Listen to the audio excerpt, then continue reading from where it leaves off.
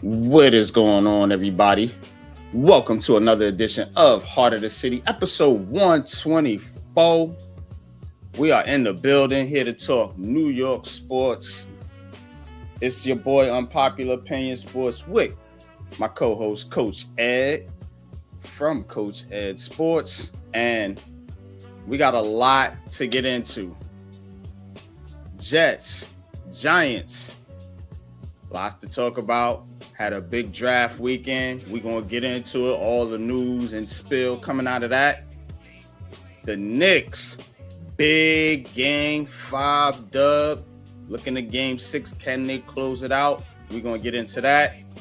The Yankees, man. The Yankees have been smoothing and pushing along, man. We're going to tap into the Yankees. Going to tap into the Mets. The Mets, of course, trying to get back into the hunt.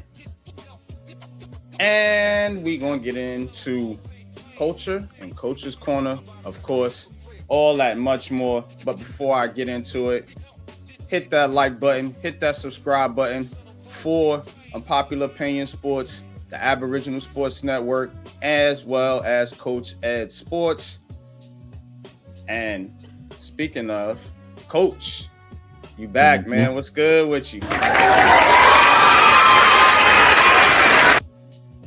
No, I'm good, man. I appreciate everyone.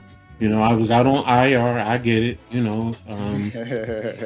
I seriously had a big fall. You know, some of y'all could see it on my face, cut up my face. Looked like I was in a fight with Mike Tyson, man. But doctors, everybody concerned about the spine and everything. But I'm good, man. Taking it step by step, man. So, what about you? How you doing, bro? Maintaining, man. Glad to be here tonight. Glad to talk sports, man. It's a lot going on, and hey, man, no other place to be but right here. As I said, got Big Pat on the tracks back there with the controls. So, speaking of, man, let's dive right into it, man. We getting in the heart of the city, man. You already know what it is. Let's go.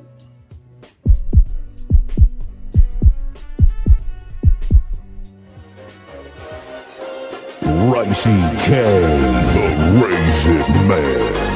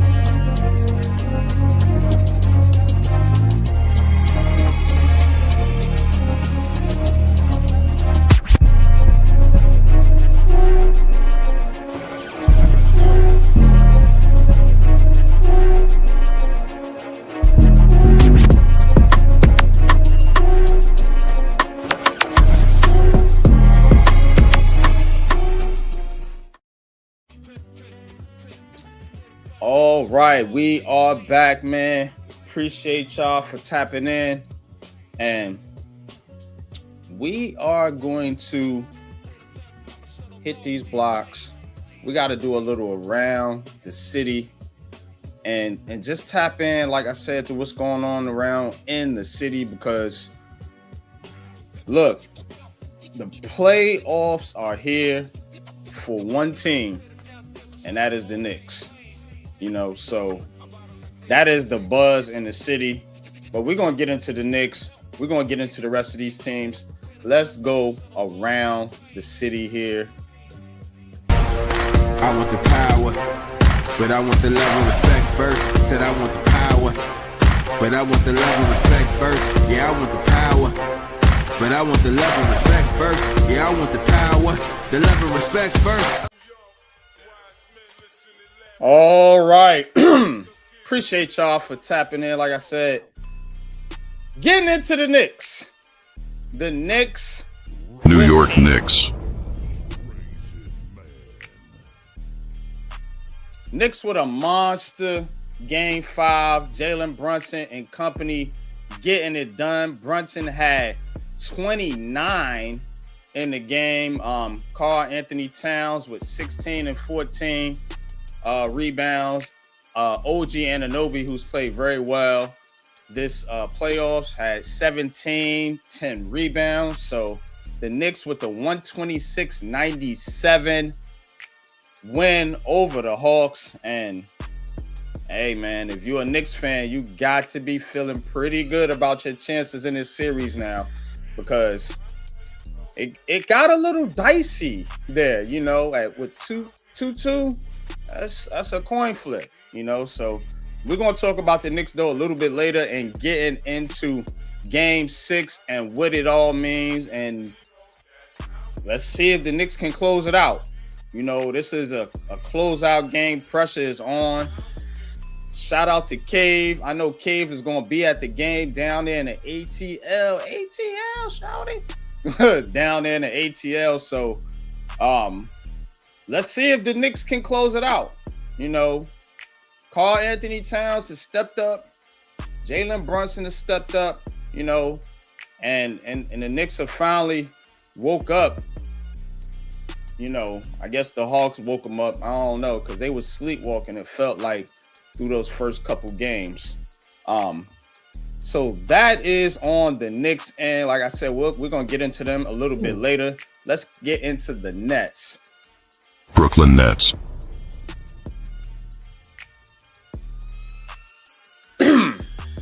So, longtime Nets fan, Mr. Whammy. Yeah, Mr. Whammy, like 90 years old. He's been a 30-year season ticket holder for the Nets. You know, he's got the little hex sign he puts up there. He will be attending the draft lottery selection on May 10th. Nets owner Joe Tsai tweeted this out a couple days ago. And the Nets looking for some luck. Because it's like, I think it's kind of like a 46% chance they get 6 through 8, and then like a 48% chance, then like a 52% chance they get into the top 5. So it's kind of a coin flip almost, you know, for the Nets here.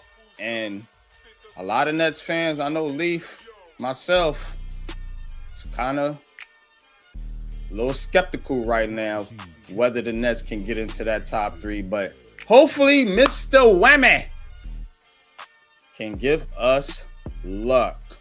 All right. Next up, we got the Giants. New York Giants. All right, so the Giants signed D tackle Shelby Harris. They have also just recently signed, as producer Pat put out there, this guy's name is Nico Leaky Fotu. So Leaky Fotu, believe he played for the Raiders last year. So the Giants adding to their defensive front, and they're gonna need the help with the loss of you know who. So the Giants expected to sign more defensive tackles. They got 2 today. We'll see if they sign anybody else in the next coming days. On to the Jets. New York Jets.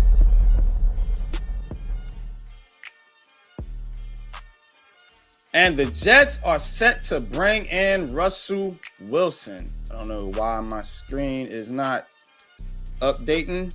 There we go. There's Russ. Jets set to bring in Russell Wilson for a visit. Jets looking for a backup to Geno Smith. Of course, they did draft Cade Klubnik, whatever his name is. I think so. But so the Jets trying to get their quarterback room straight, bringing in old Russ. Of course, you know Russell Wilson. He just wants to stay in New York. Can't be with the Giants no more. So why not go next door to the Jets? Makes perfect sense. All right. Next up, who we got next? Let's go to the Yankees. New York Yankees. So Yankees make that 9 out of 11 because they just lost today 3-0 to the Rangers. They are now 20-11. So did this graphic a little bit earlier. Should have waited, but anyway, nevertheless, the Yankees have still been very good. They did beat the Rangers yesterday, I believe. It was 3-2, and then game 1 was 4-2. And it has been the pitching. Yesterday it was Cam Schittler.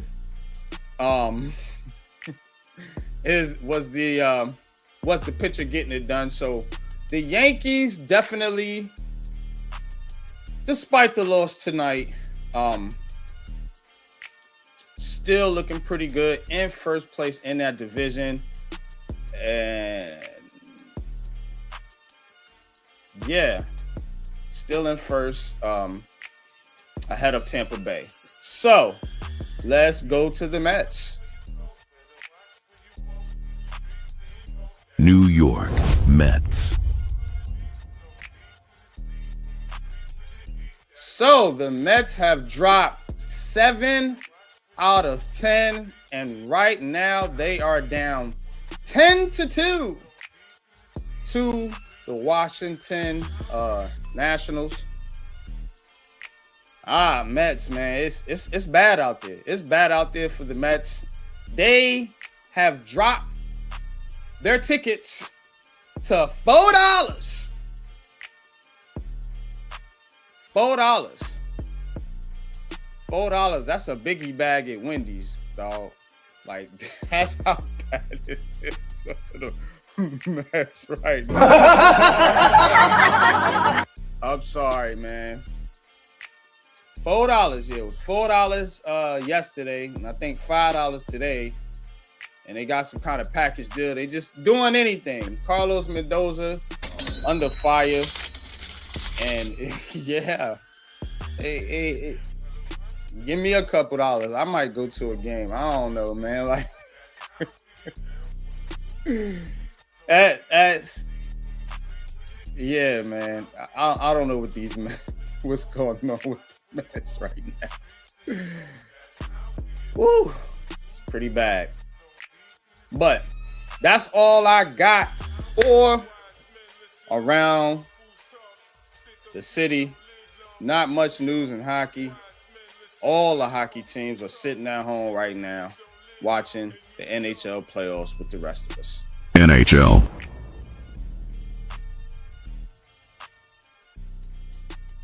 Yup. And this is when you say NHL, you get this. Because there's nothing going on.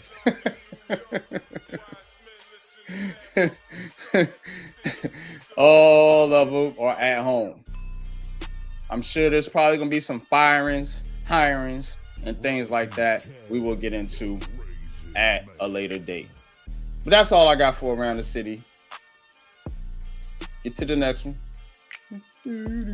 I want the power, but I want the love and respect first. Said I want the power, but I want the love and respect first. Yeah, I want the power, but I want the love and respect first. Yeah, I want the power, the love and respect first. All right, man. Now, I want to get into these draft grades with you, Coach. And I want to talk about this draft for both teams, for the for the Giants and Jets. Also want to get into Game 6, Game 5 and 6. What happened in Game 5 and Game 6 with the Knicks-Hawks series. And then we're going to touch on the Yankees a little bit and maybe the Mets. But what is your thoughts on, because we haven't got your thoughts. You've been away, as you said. What is your thoughts on, let's start with the Giants. What is your thoughts on what the Giants did in the draft, and what grade would you give them before I pull up the PFF grades?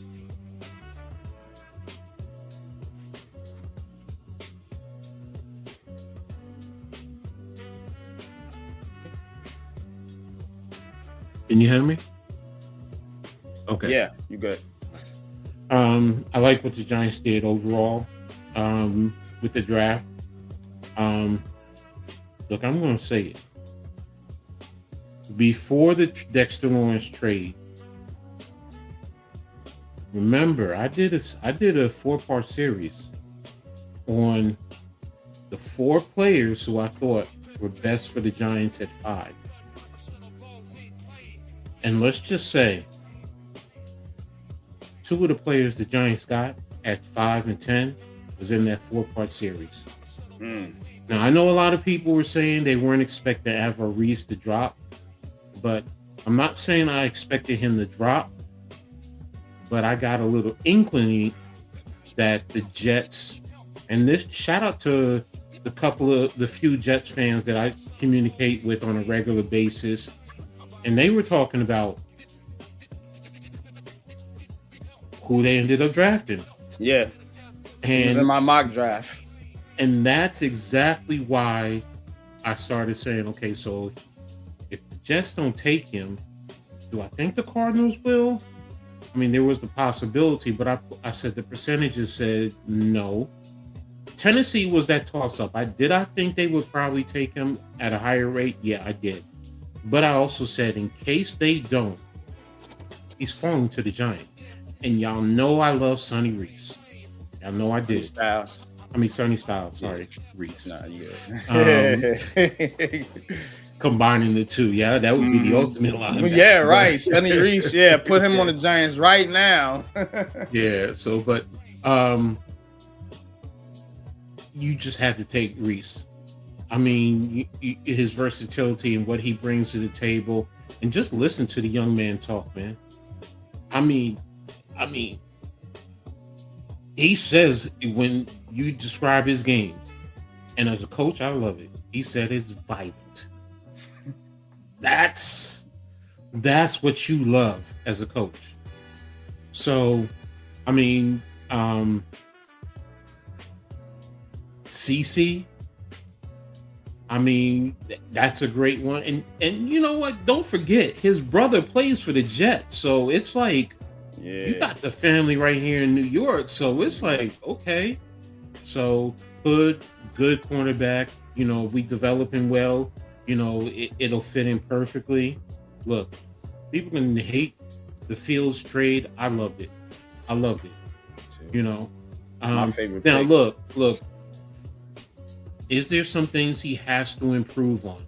And those of you on Twitter who were trying, or the one person who was trying to make it seem like I was crapping on Fields, which I wasn't, but I'm a coach. Yes, there are things to his game he has to improve on. That's any rookie coming into the NFL. I mean, this person was telling me, oh no, Fields is the number 2 receiver right now. I'm like, no, not right now. No, and I think what he said, he thinks Fields will end up with 700 yards by the end of the season. Okay, we get that, great, but again, I love the trade. I do. I've been following Fields because I follow Notre Dame also. So I saw what he brought from Virginia. So, and the 6th round draft picks, man, come on. You developed them, Davis, Kelly, and Travis. man, the Travis kid. I mean, his movement, some of the things that you can work on. Yes, he's a run stuffer. He's a run stuffer. Okay, but there's little tweaks that, if you really pay attention, he has quickness. So if he can get quick into in between the center and the guard, he can probably push the pocket into the quarterback's face, or at least, you know what, cause a double team and somebody else can sneak in off of a blitz. So, Jack Kelly, yeah, I think everyone loves Jack Kelly. His Jack game, Kelly. yes, Pat calls him Captain Jack. Yeah.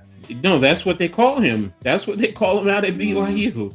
It's Captain Jack. So yes, that's and he's a born leader. You can tell from his play. He's an inspirational leader. So overall, I love it. Yeah. Oh, and you said the grade. See, you've taken away from what I was going to release, but it's an A. Oh, you don't, okay, I was going to say you don't have to give it right now. I'll give it to it. So you say A minus, and we got the PFF grades. Pull those up real quick. So they gave them an A. They gave the Giants an A, and honestly, I think it's an A too. I can't. You know me with corners, and Colton Hood. I mean, it was a good value pick. I really wanted a D tackle in that spot, but then I thought about it. They wasn't really trying to replace Dexter Lawrence with a draft pick. But then you bring in all these defensive tackles, and I'm like, damn, yeah, you could have just picked a D tackle right there at 37, but you want to help your secondary, so it's kind of a back and forth. But so I could have knocked them for that, but then what they did, like you said, in the 6th round, and adding all those players who, for 6th round picks, a lot of people are high on J.C. Davis, and Jack Kelly in particular, and Bobby Jamison Travis. I mean, that's added depth that, he has an instant role on your team. So definitely like those picks. Would give him I would give him a solid A. But what's your thoughts on what the Jets did in the draft? Let's get to the Jets real quick, and then we're going to see who had the better draft. So the Jets, I like what they did too, man. I think they did a phenomenal job. I know there have been, I mean, I've seen different publications where some people are high on Bailey, some people are not. They graded, I saw one that they gave the Jets a C- for Bailey. I forget which one it was. Yeah, and I'm like, harsh. That's kind of harsh. But the Sadiq and the Cooper, trading back up for the Cooper, phenomenal job, man. It really is. And look, you can say what you want about that quarterback. He's still a veteran. And if you give him some weapons, I think he can produce. Pons, look, he's a scrappy SOB. He really is. The only thing that's knocking him is his height. But if he was 6 feet, if he was 6'1", easily a first rounder, in my opinion. Easily. So, I mean, you go down their list and look at every pick that they had. They did a good job. Cade Klubnik, say what you want, develop him. He'll be a nice backup. That's exactly what you need, especially going into next year. So, and plus, you know what? It shows me that coaching staff and the front office are working together. They're not thinking about, firing the head coach. They're thinking of, let's do what we got to do to make sure that we win. Right. And that's what's most important. So, overall, you know what? I'm a little bit higher. I give the Jets an A. I think I'm right there with you. I give them an A too. I think it's a neck and neck thing. That's why, I wanted to bring up this topic. Look, me and Pat looked at Daryl Jackson Jr., the pick 103 from Florida State. You know what I'm saying? That is a sneaky good pick right there. You know what I'm saying? He was on our defensive tackle list when we did it for the Giants, and yeah, he can come in, play the three tech, you know, and you could develop him there, and they might have a piece, and also the guard Inez Cooper. I looked at him a little bit too. He's got some things to work on, man, but he's a guard, you know, played over there with Maui Noah, you know, so you could develop him. I think that could be depth on your offensive line right there. So I think those picks right there, you know, in those back end rounds right there, definitely put this draft up there for me. But who had the better draft? Coach, I think you're already saying the Jets by your grade, but what you think? I mean, it is the Jets. I really do like what the Jets did. I can't lie to you, man. And that's, I mean, look, if you could say A plus minus, that's how close it is. I really think with the two. The Jets, you know, look, you know, I mean, 3 first-round draft picks, man. That's kind of where it lies, man. Yeah. They got 3 first-round draft picks. And That's the trade up for Cooper, that's a sneaky good get. You know, and you do still, I mean, you still have Pons who, you know, you develop him. I think he's going to be and he to me, he's in the mode of his head coach. He really is. You know, it kind of looks like him. They were saying that he's kind of like a little baby Aaron Glenn, kind of like exactly. So both teams did trade up for wide receivers, though. The Giants trading up for Fields, Jets trading up for Cooper. A lot of people are celebrating the Cooper trade up and knocking the Giants for their trade up. I looked at the chart, and the Giants actually got a 10% discount on that trade up. So look, people want to kill the Giants because they're like, oh, they gave up too much. Charlie, you know, yeah, he always first of all, I always say, you know, because you're swapping picks in a sense. So the 4th for a 3rd. So, and you know what, the 4th for next year, okay, you can make the argument, but you know what? If they get comp picks, to me, I just watch that. I really do. I just watch it. So really, you're just giving up a 5th round draft pick to move up into the 3rd round. That's how I look at it. That's how I rationalize it. You know, because more than likely, to me, they're going to get comp picks next year. I really feel it strongly because that's why they're playing this game with, you know, the maneuverability and not signing guys earlier. To me, that says they're going to get a comp pick. So if they don't get a 4th, they get a 3rd round comp pick. Let's say for argument's sake.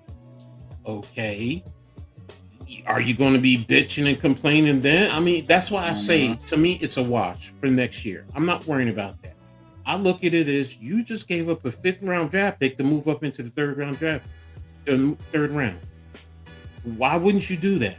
I think the biggest issue is because people look at it as, well, we went from the 3rd and down to the 6th, so there were so many great players in between that you lost out on. But you still got another great player. What is the issue?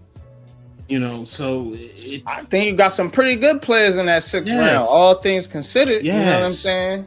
Exactly. So you got defensive linemen, and they're young, and they can be developed. And look, they might be, you know, they might be 24, 25, but that means they're not, you know, going to make too many young mistakes. So I look at it differently. So, you know, so I'm gonna give the Giants the edge in the draft, and I thought about it, but I think the Giants got better value. Because you get think about it.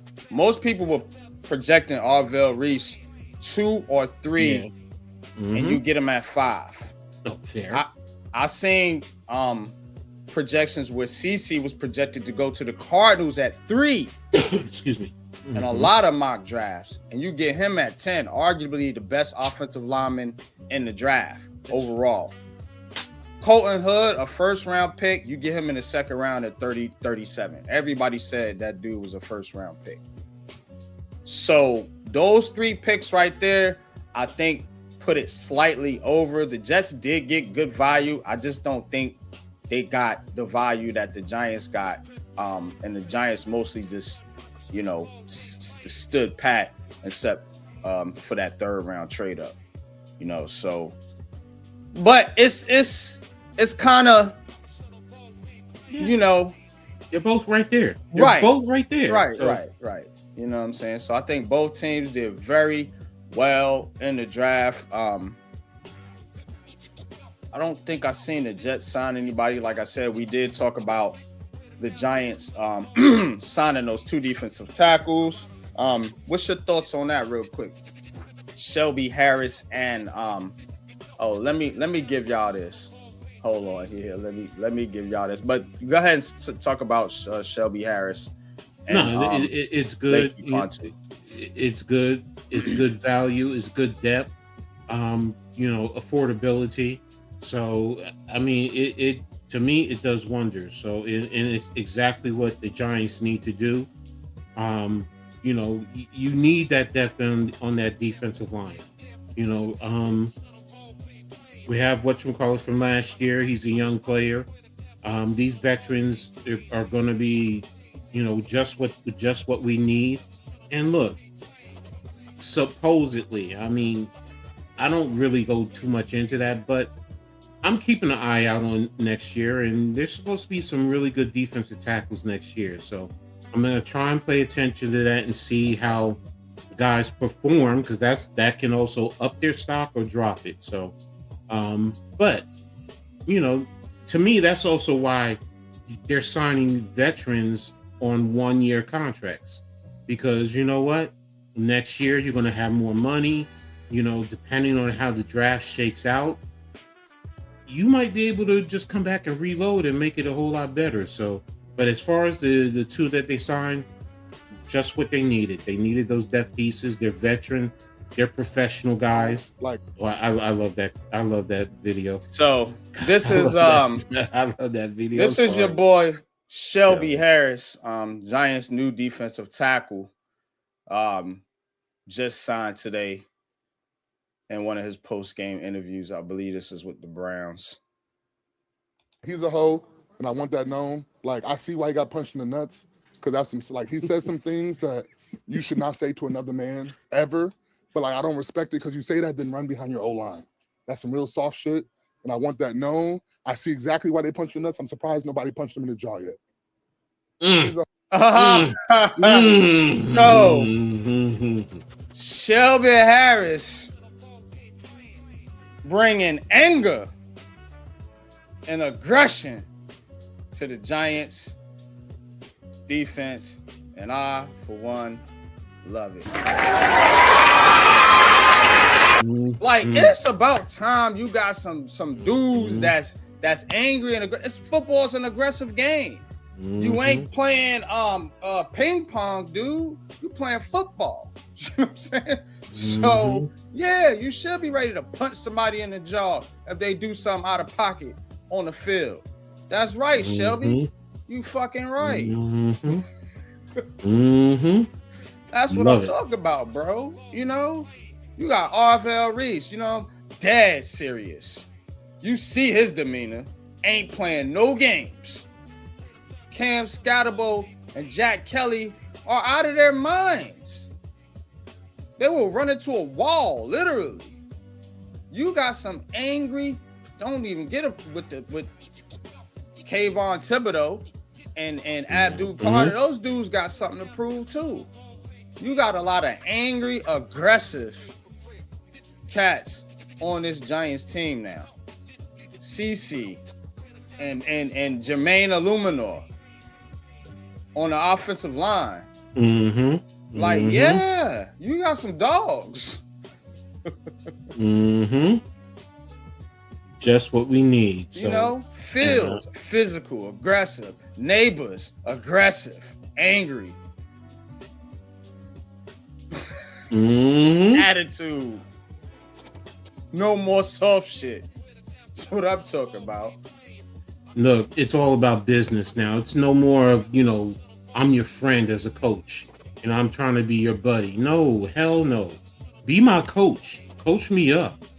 I'm not saying we can't go have a drink every now and again, but right. It's like, if the coach is your parent in a sense, that's kind of the mindset. I mean, look, I'm not trying to be your friend because I got to make those tough decisions, and, as a friend, guess what? If I'm your buddy, you may not cut somebody who needs to be cut. Right. So, let's see. Jets today exercised a 5th-year option on Will McDonald. You were talking about makes sense. Yeah. Trying to see anything else with the Jets. I don't see anything so far. Yeah, I didn't see anything pop up. I follow the Jets too, just like I follow the Giants. News reporters and everything. They haven't made. Only thing I seen was Russell Wilson. Now they are bringing in Russell Wilson, so we could talk about that a little bit. The Jets, look, man, they need somebody that kind of just knows what they're doing out there. That's what Aaron Glenn needs out there. He needs somebody he can trust. He ain't got time to really develop no rookie right now because pressure's on him to win games. So he got to get this team to a baseline to where, okay, now if they put a rookie in there, you want to see him take the next step. They got to go to the first step first. They got to get to the first step. You know what I'm saying? And the Giants been kind of doing it simultaneously, teetering with Daniel Jones and things like that. But the Jets didn't have that. They had Zach Wilson and Sam Darnold before him, and they got rid of those guys. So you bring it back in Geno Smith, you sign Russell Wilson. So at minimum, your quarterback room should be functional. That's what I'm thinking, Coach. And with a functional quarterback room and the team that the Jets are building, the Jets going to be able to run the football. They're going to be able to run the football this year. With Breece Hall, the offensive line they got, and so they got tight ends. They should be able to run the football. A lot of teams are going to more 2 tight end sets because they're starting to run the football more. We talked about this 2 years ago, I think. How the league was going back more to running the football. So you're seeing it what the Giants are doing. You're seeing what the Jets are doing. They got their 2 running backs, Breece Hall and Braylon Allen. So I think if you enter Geno Smith and he gets hurt, you can throw Russ out there. He ain't the best thing, but again, he's functional. He should be functional with a good running game. Any quarterback should. You know what I'm saying? As long as they know what they're doing. Now, you can't just toss a rookie out there because your rookie hasn't, you know what I'm saying? He's not going to be able to pick up on blitz coverages and things like that. Some of the nuances that you need in the game. You know what I'm saying? So that's why I didn't think they went with a rookie this year. They just drafted one to develop on the back end, which is smart. Because at minimum, like you said, he can be your, second, third option, moving forward, if you bring in a rookie next year. What's your thoughts on the Russell Wilson signing, and just want to get your thoughts on that real quick, and then we're gonna get into the Knicks. Mets, I see you. Iman Perry, NYC Sports, I see y'all in the chat. Appreciate y'all as always. Thanks for the love and support. It's Heart of the City, man. We about to turn up. Coach, what you got? I think number one, it would be a good signing for them. Look, he didn't do well here in New York, but I also think it's a product of the coaching staff. And, they really Dable didn't trust him, and you basically could tell that from the get-go. So, and I think that kind of rattled him a little bit. Now, I'm not saying Russell is the Russell of years ago, but he's still a competent quarterback. He still should be much more functional. Plus, he and Geno are, familiar with each other, so I think they can play off of each other. Also, let's be real. Russell wants to be here in this area, man. His wife is doing things right there in New York. He's trying to set himself for life after football, working in the media. So, what better place to be than in New York? The only other place I could say is LA, but he's right here. So, oh yeah, and I saw that thing about him with the let's the check bananas. out Yeah, Russell Wilson here with the Savannah Bananas. Coming to bat, a 10-time Pro Bowler and Super Bowl champion. Please welcome Russell Wilson. What a full circle moment for Russell Wilson. Played for Jesse Cole's summer college baseball team in 2009, the Gastonia Grizzlies. And now he suits up as a Savannah Banana. Broken bat. Jason Swan fields it between the legs. Flip to the alley-oops. Coming to bat, a 10. So hey, that might be something that he also does to get in the circuit with them. Hey. So there you have Russell Wilson with the Savannah Bananas talking to the Jets about a possible signing. Russ has indicated he still wants to play football. So, yeah, Russ used to play baseball though. Didn't he? Does he have a baseball background? So he might. Yeah, he was also on the. He was on. Most people forget he was on the Yankees. He actually was on the. He was traded to the Yankees. He was, and he was there for a hot minute, but he went back to football. So yeah, he was a very good baseball player. Yeah, no doubt, man. All right, let's get to the Knicks. The Knicks, big win, as I mentioned, over the Hawks in Game 5.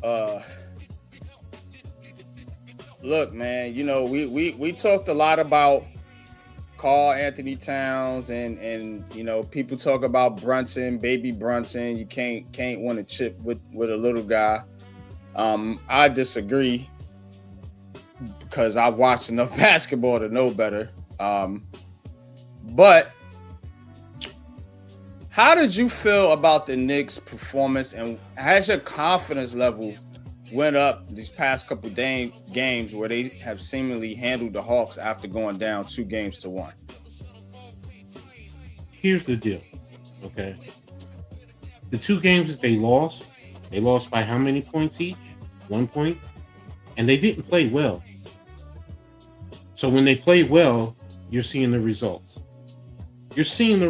Now, do I think they probably took the Hawks a little bit lightly to a certain extent? I'm not going to say completely, but there is that question in the back of my head that, you know what, I think they took them a little bit lightly.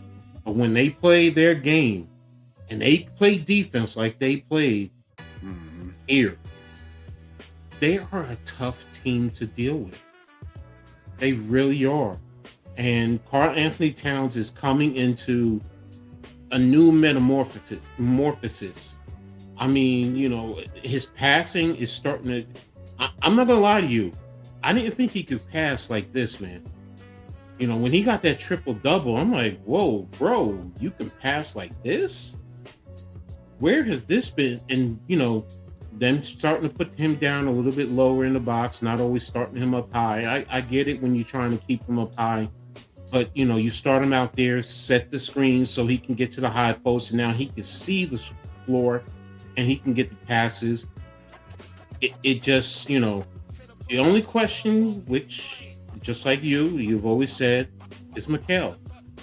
Now, if Mikal can look, his game, his scoring, look, do every little thing. Do all the other little things, man. Play better defense. Hey, he has long arms. He can get good deflections. play good defense, get some rebounds, get a few more assists when your shot is not there. I think he's starting to listen too much to what's going on around him. No, don't worry about that, bro. You know what I always looked at Mikal Bridges is, and it's not to pick, because we've seen him. You know, I'm a Brooklyn Nets fan. You know, I cover the team, and it's his demeanor, bro. Like it to me, I think it's in his mind. Like, I think he's easy to rattle. I think he's a guy that when he kind of gets in a slump, he stays in a funk, and it just compiles, and it's hard for him to get out of it. I don't know. I don't think he's, like, mentally. I always question his fit for New York. Even with the Brooklyn Nets. Now he's with the Knicks, which is a bigger spotlight. So now you eyes is really on your game now. Now you're doing this with the Knicks because he was doing this with the Nets. You know, now imagine him as your top option, pretty much going into these in and out of these funks and stuff. And that's what I said, inconsistent. So to give up that many picks, and then that's why I said the trade was bad, you know, it wasn't trolling. To give up that many picks for a player that's that inconsistent.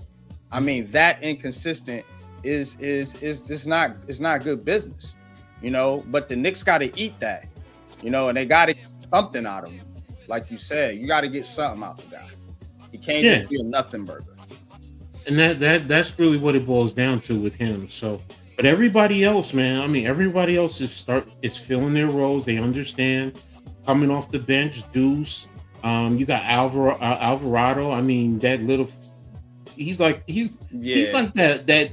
I don't want to call him a bug, but you know what I mean. That bug that's always get out of here. Yeah, It's just like you're always swatting. The next thing you know, he's always still there. It's like, you know, but I mean that in a good way, you know. And he's New York. He's New York. He ain't backing down from no one. You know, as you say, he Brooklyn. Brooklyn. So, you know, you see it, and he's a tough dude. Yeah. So, you know, and I love that about him. So, I mean, look, if they play like this, you know, every game, you know, you win some, you lose some, but if you stay focused like that and you play like that, and Mike Brown, look, bro, you've been very up and down, you know, but keep doing this, man. Keep coaching like this and making the right adjustments, because you were getting out coached earlier, but now you settled in, and you know what? He's doing the right thing. OG, phenomenal, man.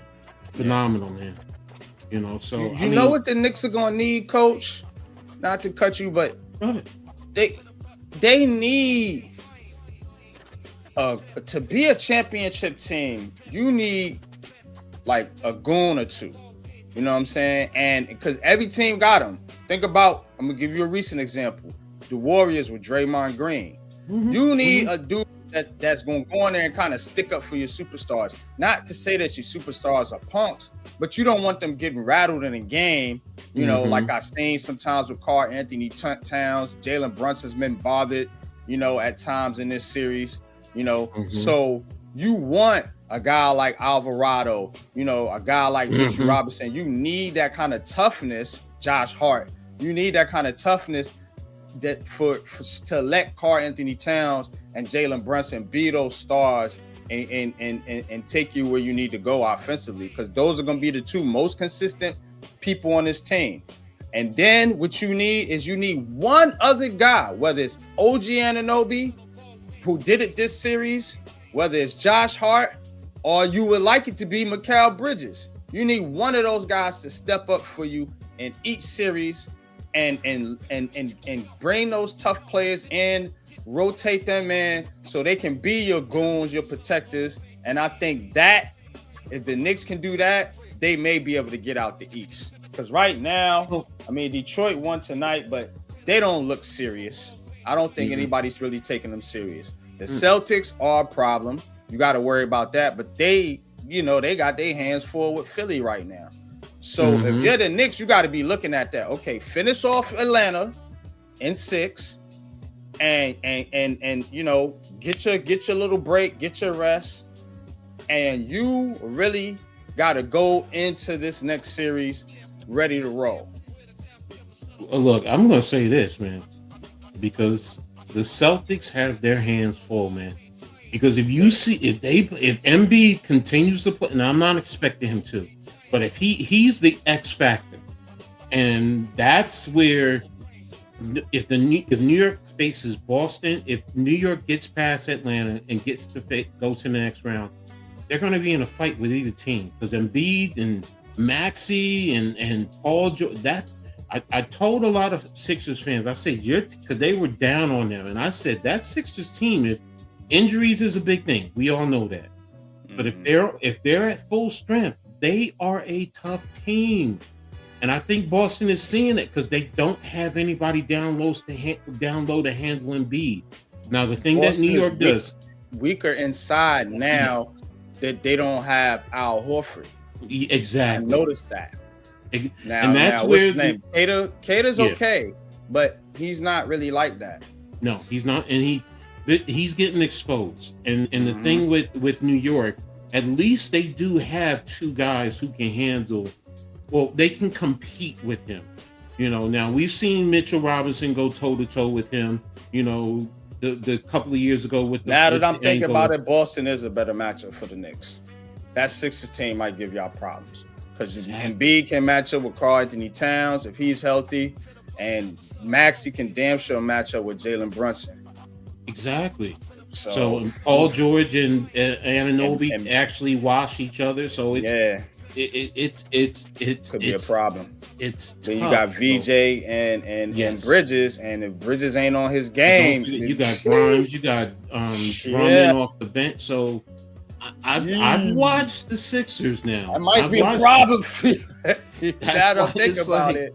That's why I'm like, hey, but now if New York plays like the way they just played, I'm not saying they're going to walk through, but you asked me how confident I am. If they play like this offensively and defensively, look, I'm watching this the third unit come in and what's his name? Got 10 points. Like I'm like sitting there watching. I'm like, you need that from your bench. You're gonna need that from your bench. You cannot have your bench come through and give you a nothing burger. Now this is what people complained about with Thibodeau, right? Yep. Now you see how this was a blowout game, so of course you got some extra people on the bench, but I'm looking at the stats right here. McBride 20 minutes, Alvarado 12 minutes, Clarkson 16 minutes, Mitchell Robinson 16 minutes. So you can't wear out Karl Anthony Towns and Jalen Brunson the first couple rounds if you trying to go to the finals. Exactly. Because when you get to the finals, they're going to be beat up, banged up, and you're going to get smoked by whoever come out the West. But here's the thing, though. That's why I keep reiterating. If they play like this, I think they can play with the teams in the West, man. But they got to play like this. They have to play like this offensively and Thunder defensively. Are a problem for anybody. But, of course. I'm not saying they're not. Outside of the Thunder. But no, it's not good. What I'm saying is, if they play like this, do I think it would be a 7-game series against the Thunder? Yes. That's my point. I'm not expecting them, but they have to play like this. They got to play defense where everybody is on a string. That's what I'm getting at. Offensively, I think they can score with anyone for the most part. One thing with this Knicks team, and beyond, but this is the most important thing for me, especially with teams like the Thunder, the Celtics, the Sixers not so much. The Sixers play different with Embiid. They play slower. But when it was just Maxey and Edgecombe out there, they play up tempo too. The Knicks have to protect the basketball. You cannot have turnovers that lead to, because those teams gonna run you, and we know, like Towns he's not really running up and down per se like that all game long as far as being a high pace team. You know, the Knicks. I don't think the Knicks are a team that want to play like that. So they got to control. They did yesterday. But this is the Hawk. This is the Hawks team. And again, I'm talking about protecting the basketball. They only had 11 turnovers. You see what I'm saying? You're right. So yeah, it's more about them on the offensive end protecting the basketball, because when I watch the Knicks, when they get into trouble, it's they throwing the ball away, they getting turnovers. That's what I'm saying. You can't you can't play that type of game where you always trailing, because you turnovers, because defensively the Knicks ain't that type of team. I know offensively they can get up the court when they need to, but defensively they're not the type of team that really has those type of athletes. Jalen Brunson, we know, is a liability. Karl Anthony Towns can play defense, don't get me wrong, but you're asking your big man to go up, back and forth when you keep turning the ball over. That's not what you want to do. So no, you're right. I do think that is probably one of the main keys to the Knicks, especially if they playing teams like the Thunder, those teams that are long, athletic, and that are going to get in the passing lanes, because you're talking about Karl Anthony Towns as a passer. Those teams that can get in the passing lane and turn the ball over is going to give the Knicks a lot of problems. That, the Hawks would think about how the Hawks were playing. They were doing that to a degree in the first few games. Oh, you're right. And I agree with you there. So, but yeah, so game 6, do they get it done? Are they going to close this one out, Coach? What you think? Yeah. Yes. Yeah. I think they're going to get this done because they see now what they need to do, and I think they're also in Atlanta's head now. I think McCollum yesterday was just he was trying to be the antagonist prior to that, but if you're going to be an antagonist, you got to keep showing up. You can't get 6 points. Yeah, he ain't Ice Trey. No, he's not. He's not. So, well, is it going to be an easy game tomorrow? No, it's going to be a war. Atlanta's, they know they lose, it's no tomorrow. So, that sense of urgency, and that's the thing the Knicks have to bring to the table. They got to play with that sense of urgency tomorrow too. They got to match Atlanta, because Atlanta's going to bring it. But you bring that sense of urgency, you guys will be able to move forward. So, and you know what? I have to say this, and I'm not trying to take the shot at the kid, because I think he's a good player. But Daniels, man, you talk about Mikal. I'm watching the kid. It's like he's playing like he has no confidence out there. Yeah. I'm like, yo, bro, because they were killing. Reggie Miller was killing him. You gotta shoot that. He's right there, and I'm like, yeah. But hey, we'll see. Yeah, I don't really like the Hawks team. How they're kind of built. But they play tough, and what's the coach of the Hawks? Quinn Snyder? Quinn Snyder, yeah. He's done a really good job with that team, because they're not super talented. Let's keep it honest. They have talent, but Johnson is talented. It's not talent. Super talented. Yeah, you're right. Yeah, it's not talent. I mean, you got one guy, and I said this at the beginning of the series, the first game when me and Cave called it. Now, I ain't know CJ McCollum was going to go off and do all the things he did, but like I said, you really got one guy, and that's Jalen Johnson. He hasn't really, whatever his name, Okongwu. Yeah.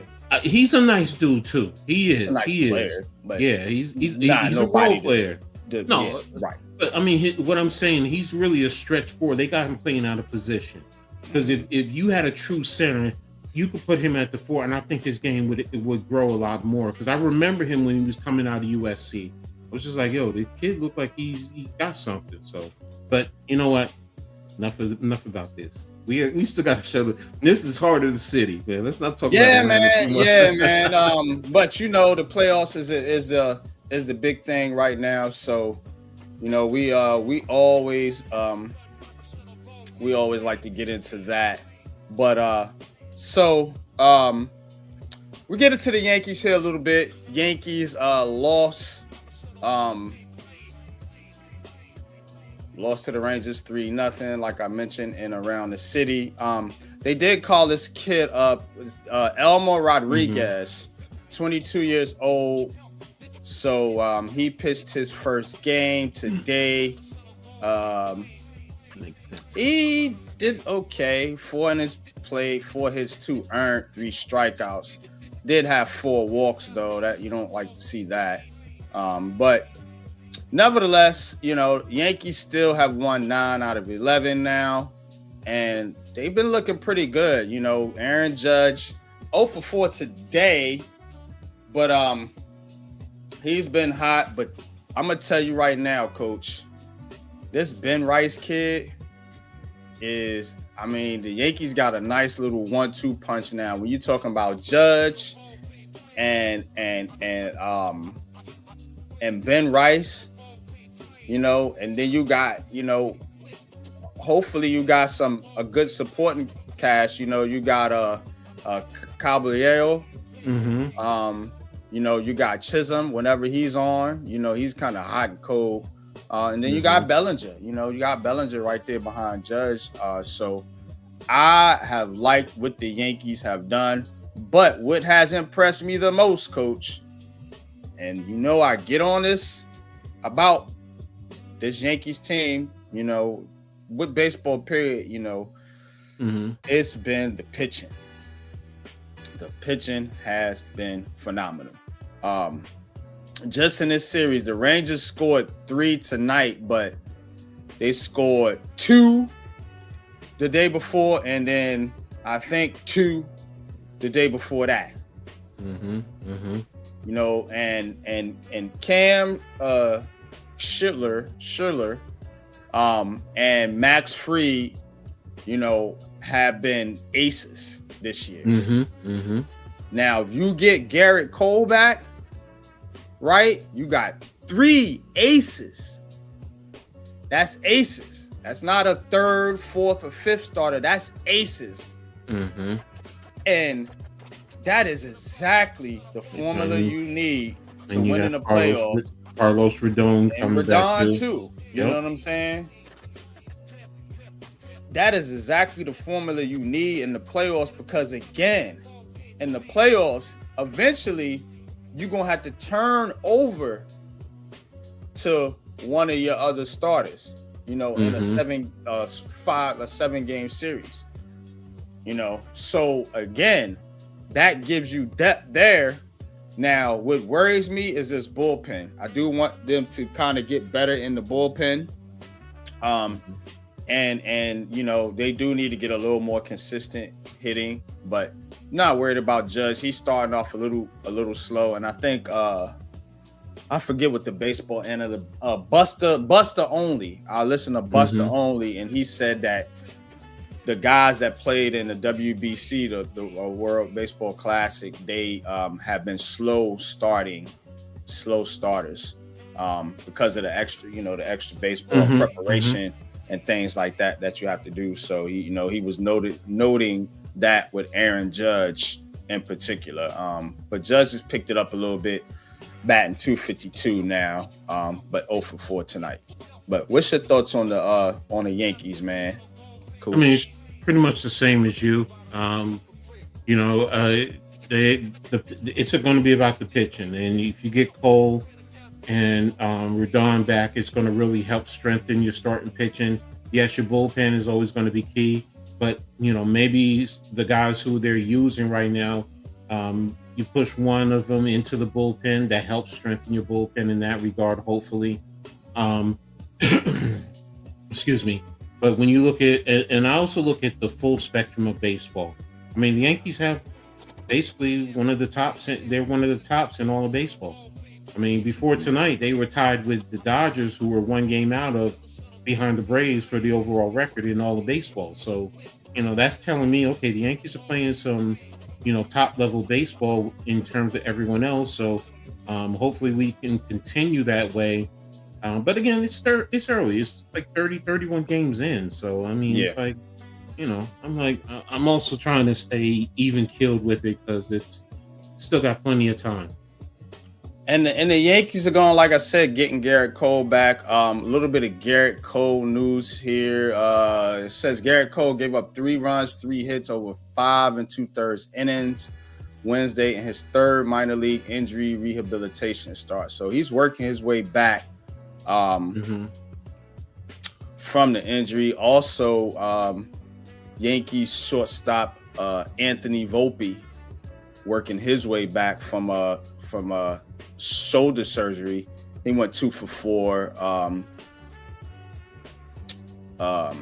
in a minor league game. So Carlos Rodon, as you mentioned, is set to make his 2nd minor league rehab start Thursday. So the Yankees players are on the mend, and yeah. All right. We're going to hit the Mets real quick. Right.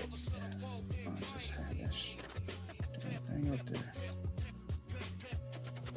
Because the Mets, boy, they be getting their asses whooped. 14-2.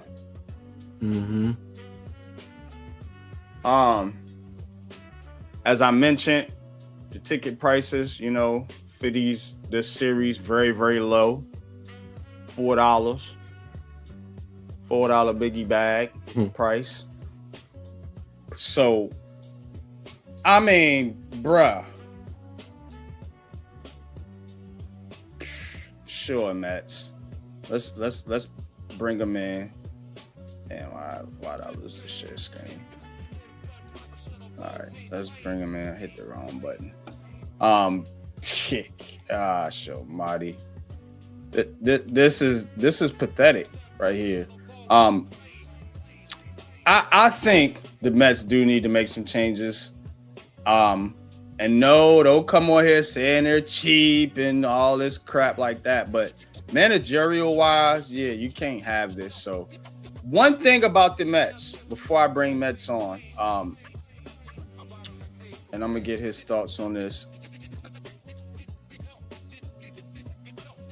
Alex Cora got fired from the Boston Red Sox. If I was the Mets, I would have fired Mendoza immediately and bring in Alex Cora. He turned down the Phillies job because he said he wanted to spend time with his family. He wants to. Yeah, he did turn down the Phillies job, but if I'm the Mets, I'm highly recruiting him. If you can get him, to come in. Now, it might not be this season. That's the thing. But it may be a battle between the Mets and the Phillies for Alex Cora. But by hands down, he's one of the best managers out there. So I would definitely look to bring him in if I was the Mets. But let's hear what our resident Mets content creator has to say. Look, what's going on, man? I'm not too mad with this loss. I expected this, mostly because, like I said, the previous times I was on here, David Peterson is covering up an injury. How else could you be this bad in your first 5 starts? You're hiding something. It was the same thing with Senga. He got busted for having a lumbar infection. Now he's going to be out for a week at minimum. But I say shut him down for the whole damn year. With Peterson, on the other hand, we expect this crap. Look at how bad he was in 23 because he tried to cover an injury up. Am I right, Coach? As far as covering up injuries, I don't know what the Mets are covering up, so I can't speak to you there. So And this whole managing thing, the only reason Sterbs keeps this dim-witted jackass in the dugout is because he needs a shield from blame. The problem is a lot of people are going around the shield and ready to take their knives, figuratively, not literally, and stab him in the back the way he stabbed the fan base, both in the back and in the heart. If you guys get the picture I'm trying to paint. Yeah, I got you, man. I mean, Met fans are infinitely more passionate than Yankee fans. You guys have at least had a title in the last 20 years. What you mean? In terms of coveting a title, you guys have at least had one over the last 20 So we don't years. want no championship? Hold up, man. We haven't won one in almost 40. You said the Mets are more passionate than the Mets. Yankees fans. No. Yeah, bro. No. You're in man. New York. New York fans are passionate across the Okay, board. we're desperate for a championship. Okay, I'll give you that. That I'm going to agree with.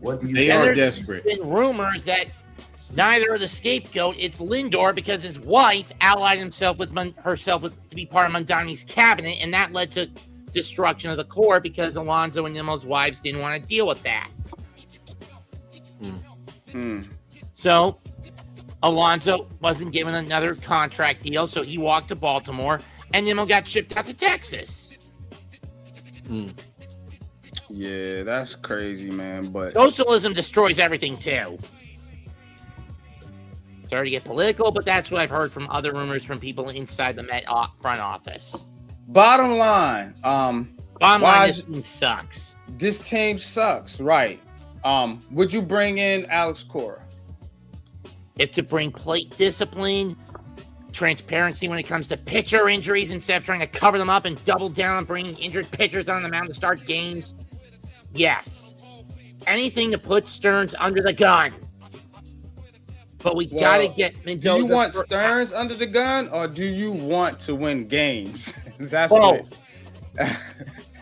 The only reason he kept the 24 You core like- around last you year like because the his plan was Stearns to get with- rid of the core back as far back as 24. Then the miracle run happens and he's forced to keep him another year.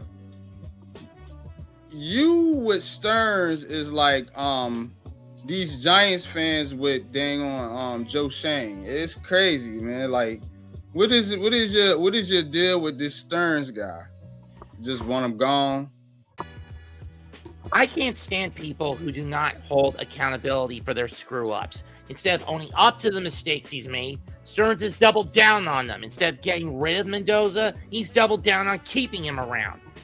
Instead of admitting he was wrong to let the core walk, he's doubled down on his decision. He is a callous, emotionless tin man. I have an episode coming up comparing him to an animated character on who's worse in terms of how heartless, cruel, vindictive, and tactically tunnel vision, willing to sacrifice others for their own sick ambitions. Between Matt, coming let up. me ask you this, Matt, because you said he doesn't accept he's not accountable for his actions in a sense. What if he believes that he still has the right coach in place? Because I'm going to tell you, sometimes as a coach, you believe in a player that's out there, and he may be having a bad game or a bad couple of games, but you still stick with him. What if he believes that strongly in this manager? I don't know. I'm not going to sit here and say I watched the Mets full bore. But my point being is, what if he just strongly believes in him? Here's my problem. You do not put faith in a wishy-washy, manically depressed, compulsive gambler who should have been put in a psych ward when the team is playing this badly going back to last June, coach. You throw him out.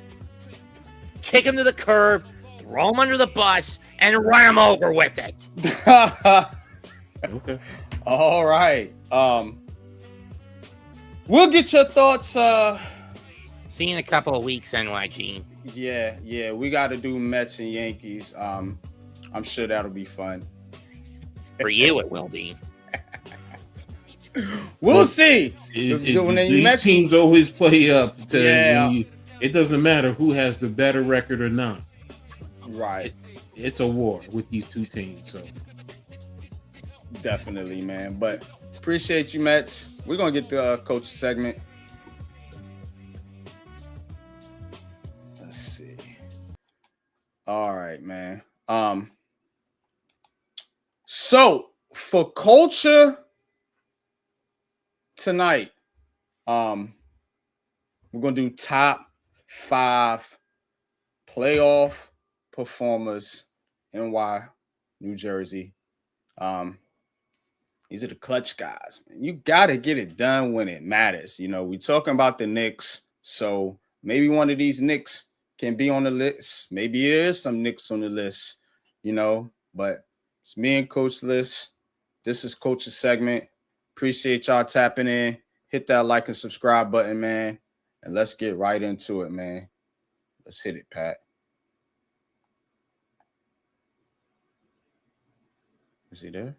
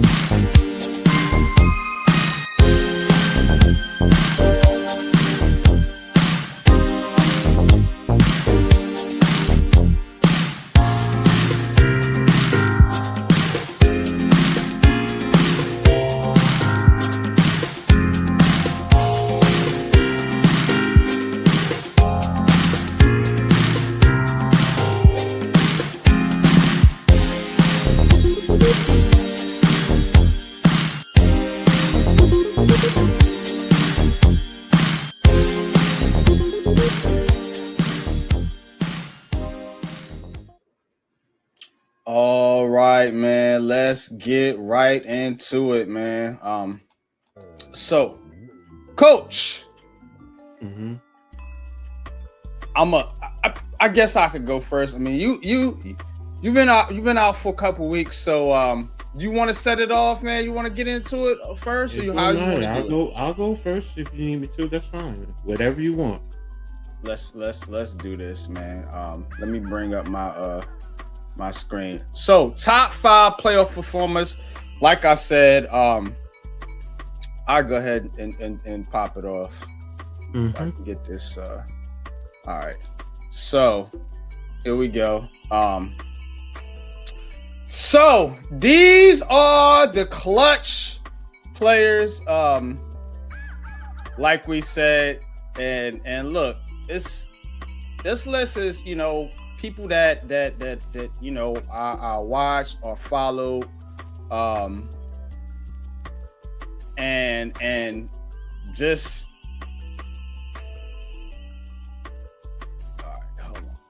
all right. Let me stop rambling. Let's get into it. Number 5.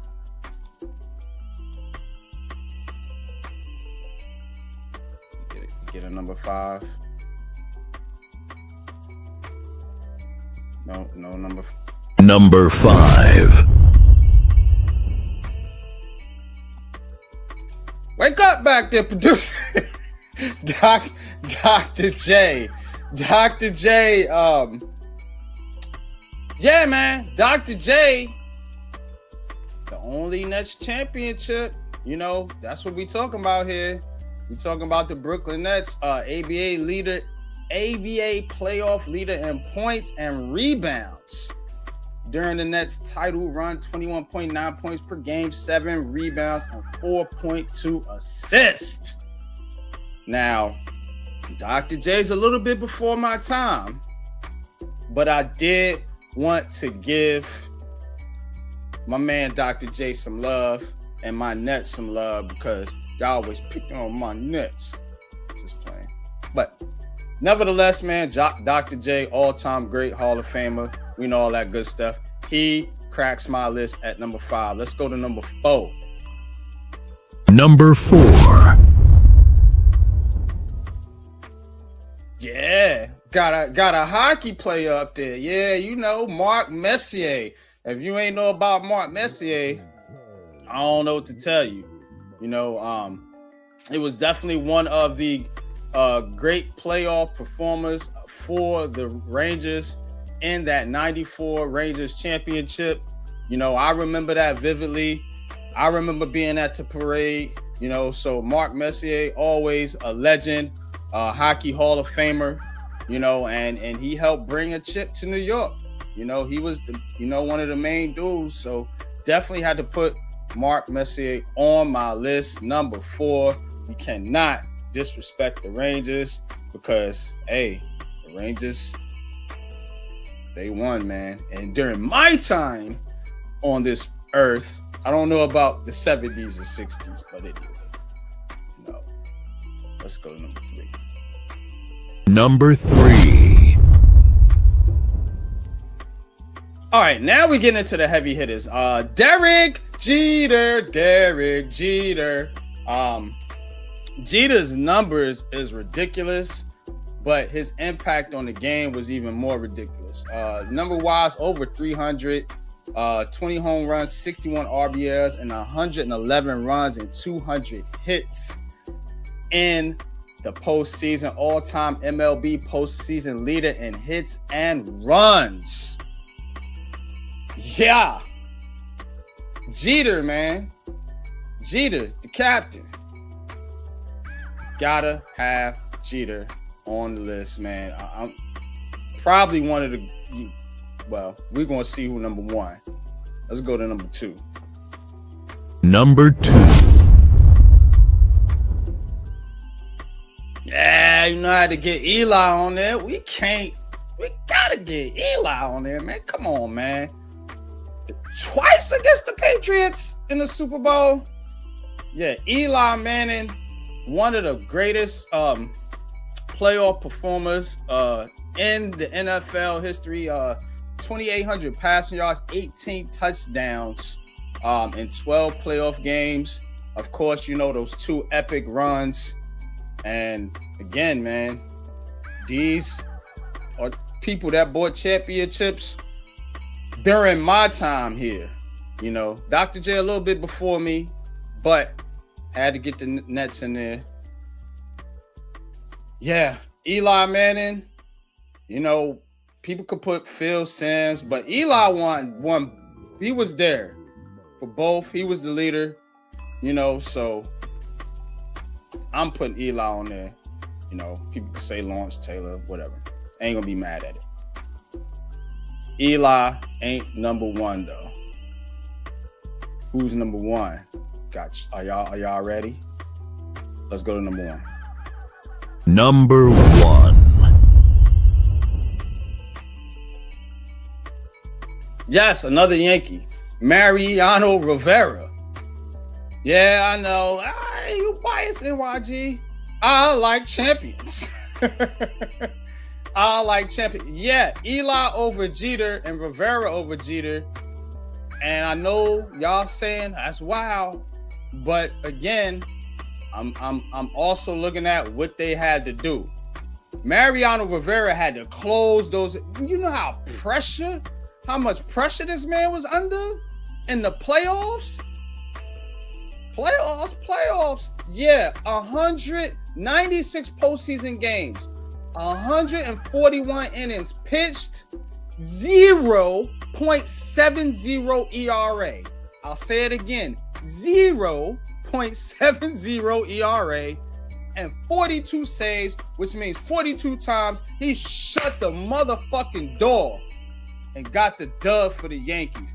That's my number 1 clutch player of all time in New York. You could like it, hate it, debate it, love it, diss it. I don't care. It's my list. How'd I do? Coach. Impressive. Very impressive.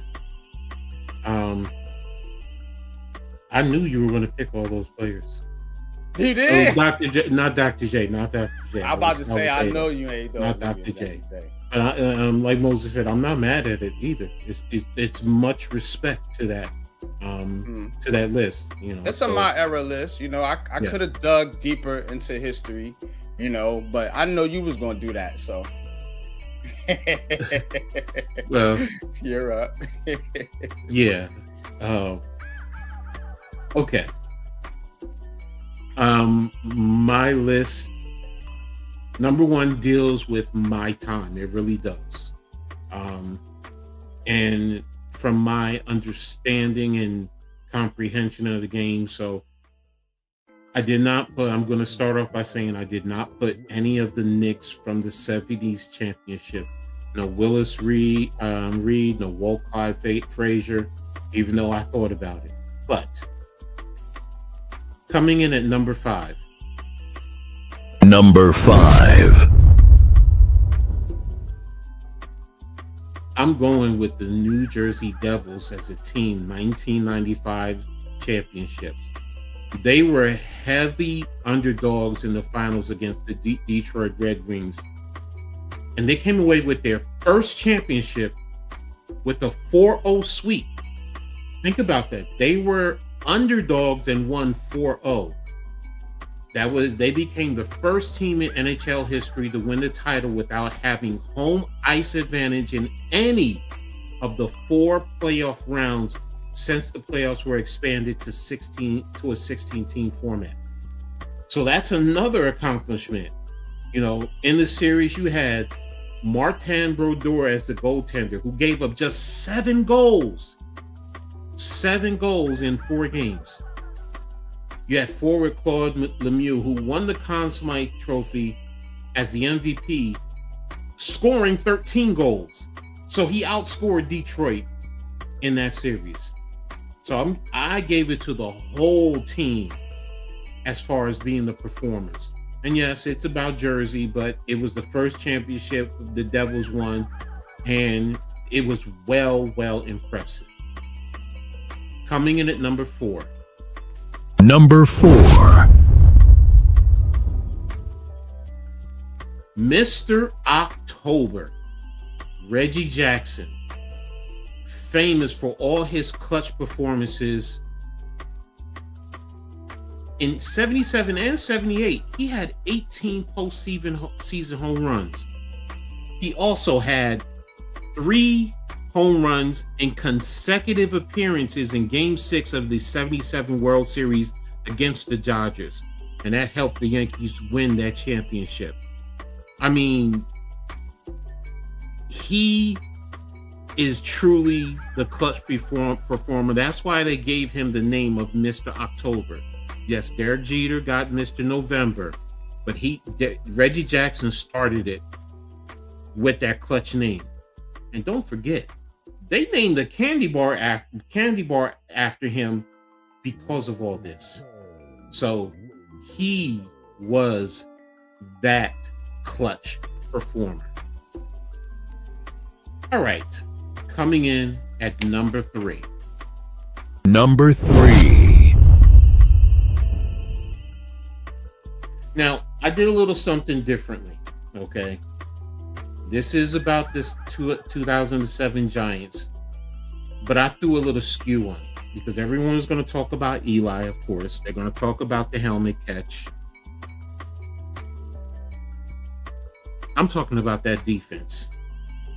That defense. I mean, that team had one of the greatest upsets we all know in history, beating the undefeated New England Patriots in Super Bowl 42.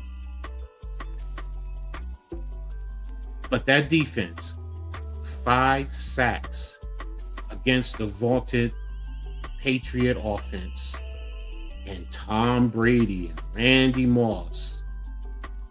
5 sacks, 1 each by O.C. Umenyiora, Justin Tuck, Michael Strahan. I mean, they really did dominate that game, man. They did. And you held one of the most prolific offenses to 14 points. I mean, the last game in the regular season, it was a shootout. But you come to the Super Bowl because of that defense, that NASCAR package, the pressure they were putting on. Every time Brady turned around, you seemed to be getting hit. So there you have it, coming in at number 3, that defensive front. Coming in at number 2. Number 2. Pretty much my fave Nick, Bernard King. I mean, in this playoff series in 1984 against the Detroit Pistons, his performance was historic. I mean, he averaged 42.6 points during that series. He even scored 44 points, 12 rebounds in a Game 5 overtime win to help the Knicks win that series.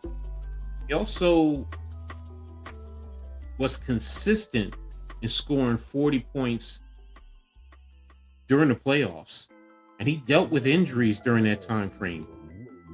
I mean, he had 2 dislocated fingers on his shooting hand, and he was still out there performing.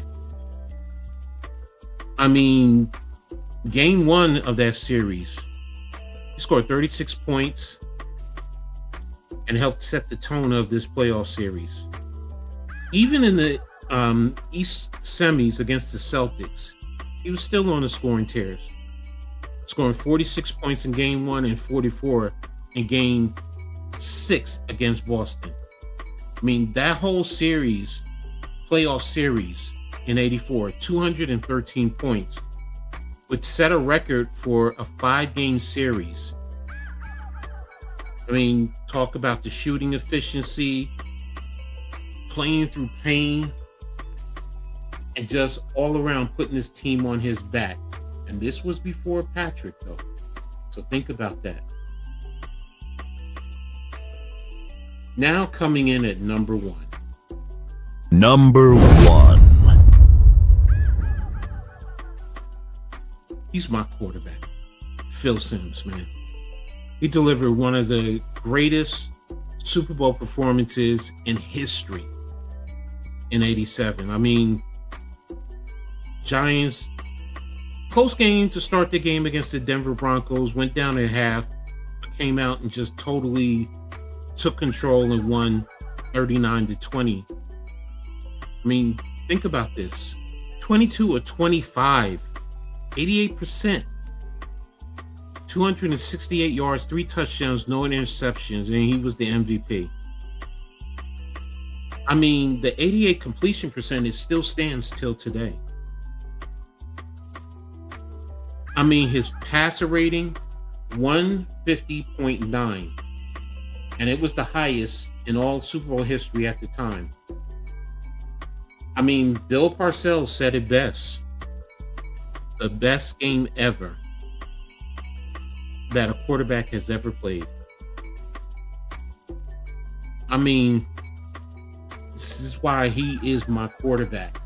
And yes, he didn't play in 2 Super Bowls. He has 2 Super Bowl MVPs, but he got hurt leading that team to possibly get their 2nd Super Bowl. So there you have it. Those are my top 5 performances or performers. So say what you want. Like NYG said, this is my list. So yeah, I love that list, Coach. I like how you presented it as well. Yeah, Eli's my quarterback, so I got an Eli jersey in the closet, got a couple of them. So like, I think he's and that's something that I do value, because it's intangibles. Because when you looking at players, everybody talking about the arm strength and you know in basketball, you know, their shooting ability and scoring ability, you know, and in baseball, of course, you know, you're talking about the home runs, but it's those clutch players. You think about players like Derek Jeter, you know, you think about players like you had, you know, with Phil Simms and Bernard King, you know.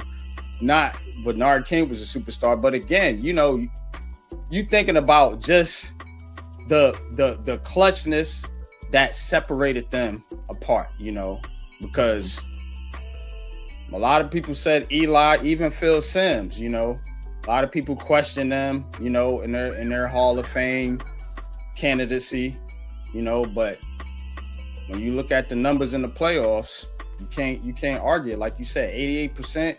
I can't argue with that. In a Super Bowl,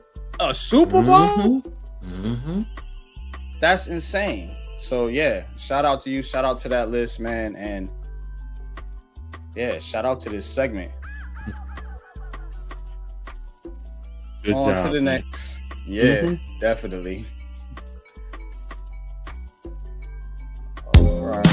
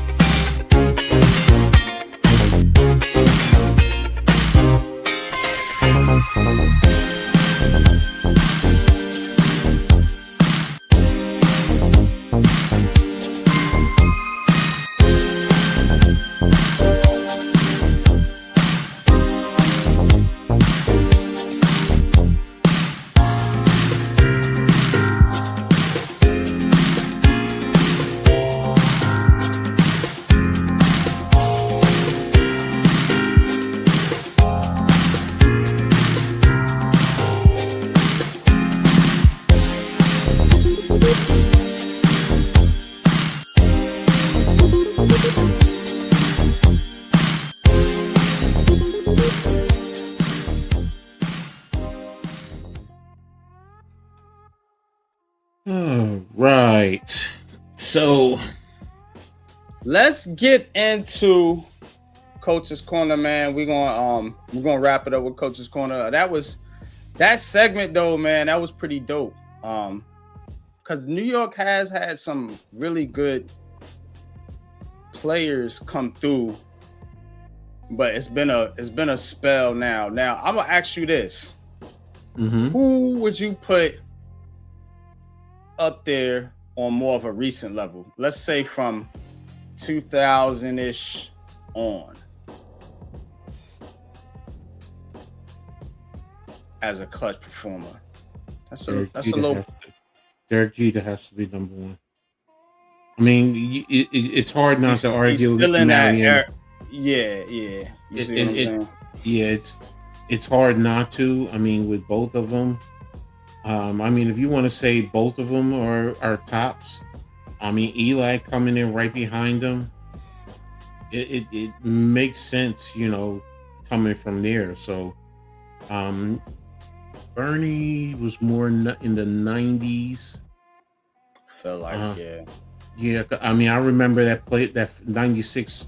I was there, except for the World Series. I was there for every playoff game, and that stadium was rocking every time Bernie Williams came up to play. And but if you're saying from 2000 down, I'd have to say, you can sparse it. It could be Mariano, it could be DJ.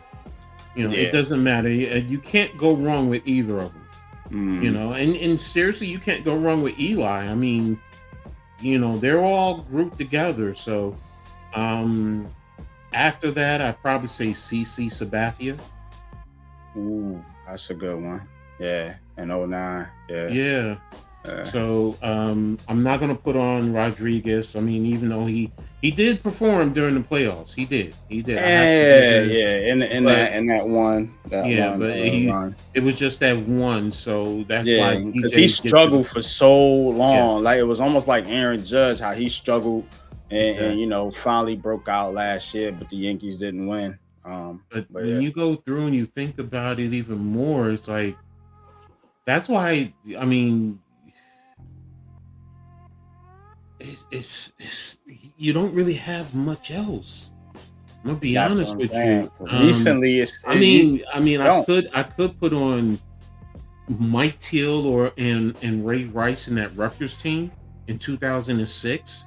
Now they didn't make it to any national championship, but they performed at a high level for Rutgers at that time and frame, and I remember the pandemonium at the Piscataway. I was there too, so I mean, and they were clutch. It just, UConn and West Virginia was just always a sore thumb, so I mean, I'm trying. What about the Liberty?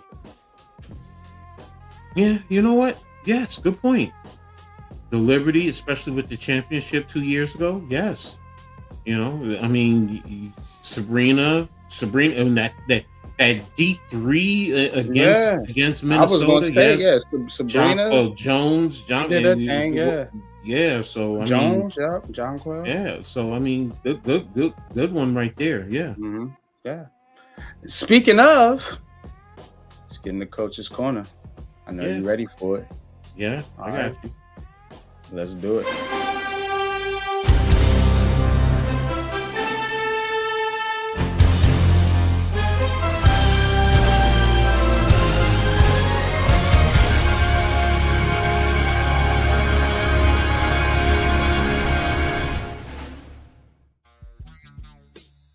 All right. So, got a quick one for us today. Not diving too deep into it, but I really appreciate everyone. And let's get right into it, starting with the New York Liberty.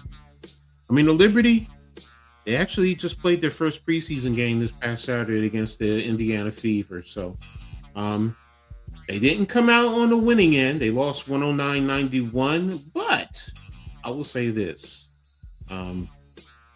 They were not at full strength.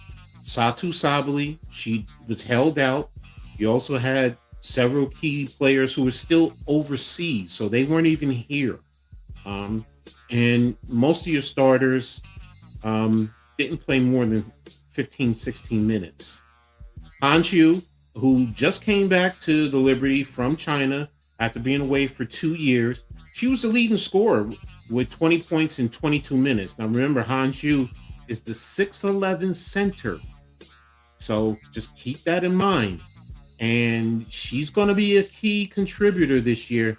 Trust and believe her. She's confident. Her game is going to another level. She's played in the international game. I believe she played in the Olympics and did well. So she's going to be a key contributor. Now, of the starters, Brianna Stewart chipped in with 16 points in 13 minutes. So one of the things I did notice is Sabrina Ionescu. She only scored 1 point, but she was more, trying to facilitate a little bit more and just trying to get into the flow of the game. They have a new coach, so one of the things that we are noticing is a lot more. This coach came over from Golden State Warriors, so he coached under Kerr. So you're going to see a lot more of that type of offense here, a lot of free flowing. So and it was fun. So it was interesting, and a lot of Liberty fans love it. Now, one of the fan favorites, Anielle Molly, she scored 13 points, and she showed why has endeared herself to many of the fans. She has great scoring ability and a high basketball IQ, which is going to be a valuable asset. She actually just came here from the NBL 1 West down in Australia. And right before she came here, she scored 65 points in the game, where a lot of fans were like, oh my gosh, can we get not 65 points, but if you can get 15 points per game off the bench from her, they're ecstatic. So hopefully, she can definitely solidify her spot and make the roster and be that key contributor. Now, one of the players who just came over from from international, I think it's Maureen Johannes. She just came over yesterday and re-signed with the Liberty. So we're looking for her to come in, get fine-tuned, and then basically help contribute and lead this team, because they have a lot to prove, especially after last year's first round loss against Phoenix. Now, the Liberty have their final preseason game. They're going to be traveling up to Connecticut to take on the Sun. on Sunday, they should be at full strength. So I'm looking to see Satu Sabli and how they get integrate her into the offense. Don't forget she played with Sabrina in college at Oregon. So and they were 1-2 when they came out. So think about that. New York now has those players who came out and they were 1-2. So we'll see how they start to develop from there. So keep an eye. I'll definitely keep an eye out on the Liberty going from there. All right, we're going to move over to Syracuse. And right now I'm going to talk a little bit about the players who were either drafted or signed or invited to with contracts.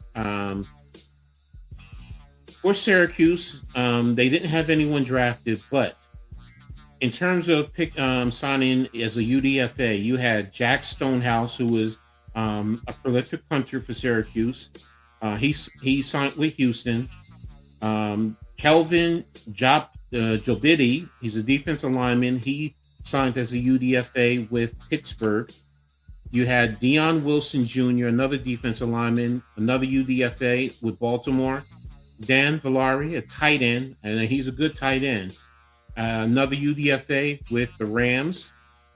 David Reese, a defensive lineman, signed a UDFA contract with the LA Chargers. Demetrius Witherspoon, offensive lineman, signed a UDFA contract with Buffalo. Devin Grant, the defensive back, UDFA contract with the Chargers. And now you had minicamp invites. You had Deuce Chestnut, safety, who received a rookie minicamp invite to the 49ers. Will Dixon, he was a very good running back for them, for Syracuse. He has a rookie camp invite to Buffalo and Tennessee. And then Austin Collins, offensive lineman, rookie minicamp invite to those Philadelphia Eagles, with another offensive lineman as usual. So there you have it with Syracuse. So just wanted to touch base with that a little bit, since I did follow them throughout the year, and I just wanted to, touch base with that. So moving on to Rutgers. Now, I'm going to talk a little bit about their draft picks as well as players who got invites. But before I do that, I wanted to talk about Eric LeGrand. Now, Eric LeGrand was a player who played for Rutgers, who was paralyzed against Army on October 16th in 2010. He has a special award. He was actually inducted into the Rutgers Hall of Distinguished Alumni. Now, it's an award for the distinguished members, alumni members, who represent what it means to be an alum of Rutgers and what they have done out in the community. Eric has, been inspiration, going out to speaking to many different events, speaking to those who deal with spinal issues. I can speak to how inspirational he is to me, because I deal with spinal issues, and he's never given up. Never. He continues to fight. He's also an entrepreneur. He's opened up a coffee shop that is growing here in Jersey, as well as he has his own bourbon. He created his own bourbon. So, that's also something that's growing. So, and a lot of people in and around the area support him. So now when talking to him, he said, my dreams have been redefined a lot, from wanting to play in the NFL to now being an entrepreneur and running a coffee shop and a bourbon business. He founded LeGrand Coffee House in Woodbridge in 2022 and co-founded Eric LeGrand Whiskey in 2023. He earned his bachelor's degree in labor and employment relations in 2014. And again, he's been a motivational speaker, an entrepreneur, sports commentator, 13 seasons at Rutgers football games, also with the RWJ Barnabas Health Rutgers Sports Network. He's received numerous awards and honors, including the Jimmy V Award for Perseverance at the ESPYs, and has been inducted into the New Jersey Hall of Fame and the Rutgers Athletic Hall of Fame. His many charitable efforts include establishing Team LeGrand, which has raised more than $2 million for reserve for the Reeve Foundation. I'm sorry. That's for Christopher Reeve, just for those of you who don't know, who also dealt with spinal issues, and his tireless support for Rutgers athletics. So there you have it. Kudos to him for that accomplishment. Now, in terms of players, quarterback Ethan Kaliakmanis, he actually was drafted in the 7th round by the Washington Commanders. So hopefully he can catch on and be a 3rd string. If not, maybe catch on to be the 2nd string. Who knows? But we'll see from there. Then that's the only draft pick for Rutgers. You also had Kenny Fletcher, a tight end. He signed a UDFA contract with Tampa Bay. Cam Miller, defensive back, signed a UDFA contract with Carolina. Eric O'Neal, defensive end, signed a UDFA contract with Detroit. DT Sheffield, wide receiver, signed a UDFA contract with the Jets. And then you have Darrell Jaboni, who was offered a rookie minicamp invite to Washington. Also, Djombi was also drafted 3rd overall in the CFL draft recently. So, if he doesn't make it there, he can always go up north. You have Brian Felter, offensive lineman, who has a rookie minicamp invite to Las Vegas and Minnesota. Bradley Weaver, defensive end, received a minicamp invite to Cleveland. Tight end Colin Weber, rookie minicamp invite to Tennessee. And Gus Solinkas, offensive lineman, received a minicamp invite to Baltimore and Indianapolis. So those are the guys between both schools who tapped on and are chasing their NFL dreams. Now, one last thing I wanted to touch on just briefly. Former Seton Hall player, Najai Hines, also from my high school, he recently signed with UConn. My sources have told me, because I did some research onto why, because I asked maybe he would come to Rutgers. That's what I was hoping.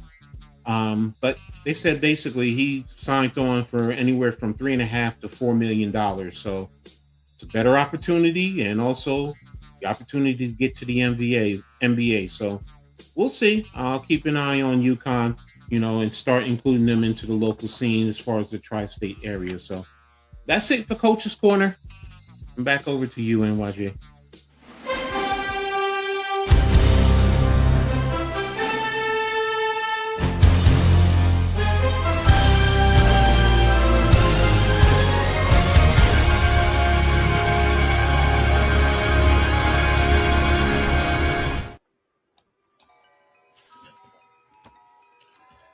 Yeah, Coach, man. You said she was 6'11"? Yeah. Look up Hanju. It's HANXU. That's her name. She was here with the Liberty before that. Yeah, HANXU. It's those are 2 words. Oh my God. And here's the funny thing. China also has a 7'3" center. I think she's 7'3" or 7'4". So, and that girl, I think, is only 20 years old, but she's supposed to be coming over next year.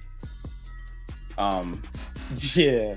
What do you think about you said was it Kalik McManus? Yeah, Ethan Kaliakmanis. Yeah, I mean, now some people he's with Washington now, yeah. So he doesn't have a cannon of an arm, but he is good. He's accurate. He's more than serviceable. He doesn't have an arm like Chad Pennington, but he has a good enough arm that he can get the ball downfield. I mean, remember, he had 2 dogs of receivers last year that he was getting the ball to, and Ian Strong and KJ Duff. So, but yeah, I always believe that with Ethan, he's smart, and if you put talent around him, he can make all the passes that you need him to. So, we'll see. Okay. We will see. But that's all we got for tonight. We're gonna wrap it up, man. Pat, how we do, bro? Any corrections? What'd you think about the coaches segment and what all we put down tonight, brother? Coach's segment was dope. Can't believe y'all didn't put the Babe on there, man. Babe Ruth. That's why I said I stuck to. That's why I even said about that was way back though. No, but that's why I said I didn't include the Knicks from the 70s. I was alive, but I really you could have went Clyde Frazier. And I said I know Willis Reed, Clyde Frazier, Busher, all of them. Yes. Yep. But I will ask this question to you guys, which you said current clutch. Can you put Jalen Brunson on there? It's current 2000s. I mean, you can put him. You can put Melo. Playoffs, championship wise though, it's playoffs. It's tough because you gotta at least get to the championship round. Like I thought about Jason Kidd for the Nets because they at least got there twice. Yeah, twice. Got there twice. See what I'm saying? Jason Kidd was nice. Yeah, but I was thinking about like champions. Like now you can't put them on there as champ. That's why I wouldn't have put Brunson or somebody like Kidd or Melo, because Melo didn't do anything in the playoffs for the Knicks. And Jalen Brunson, he's had some clutch series, but they've never reached they reached the Eastern Conference Finals one time. But if you're talking about status like Jeter, that's rings, man. Mm-hmm. Yeah, now, if he gets in there this year, then you have to put him in there. You can talk about it. Mariano Rivera, that was clutch. Like nasty. A lot of people are gonna say some stuff, but he was nasty. He was automatic. Every time he came into the game, it was like his game's over. And that closing a baseball game, man, is like it is one of the most high pressure situations in sports to me. Because bro, like you gotta get 3 outs. But you only got a small margin of error. One pitch can ruin the whole thing. One dude get on base. That next dude up might be the tying or winning run. You gotta get him out. That's why I put Rivera up there over Jeter. Yep. That's really why I did that. But man, coach's segment is always dope, man. Love it. I had fun doing it while Coach was away, but the host is back, man. So love that segment, man. Gotta keep that going. Most definitely, man. But appreciate you, man. Take us out, man. You know what to do. All right, out of here, man. This has been Heart of the City with your host, NYG Unpopular Opinion Sports. Go like and subscribe. Road to monetization is underway, and he is right there, man. Get his watch hours up, man. Get that man monetized, man. Go like and subscribe and watch and share. Coach Ed is back in action, man. Talking Heart of the City, getting Coach's Corner back.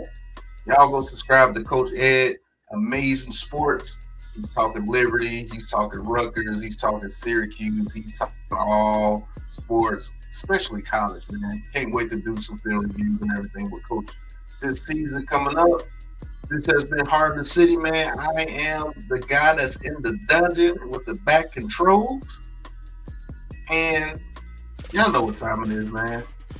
Peace.